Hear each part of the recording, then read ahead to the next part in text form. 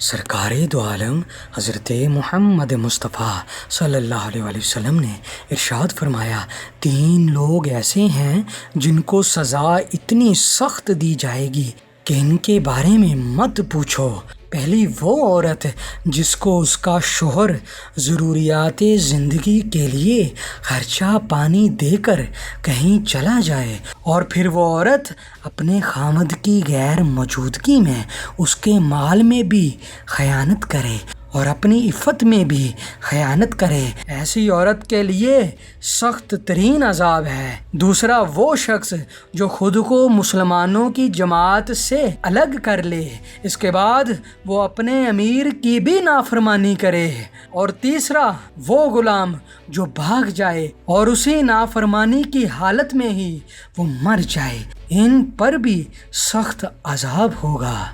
اللہ پاک ہم کو تمام احادیث مبارکہ پر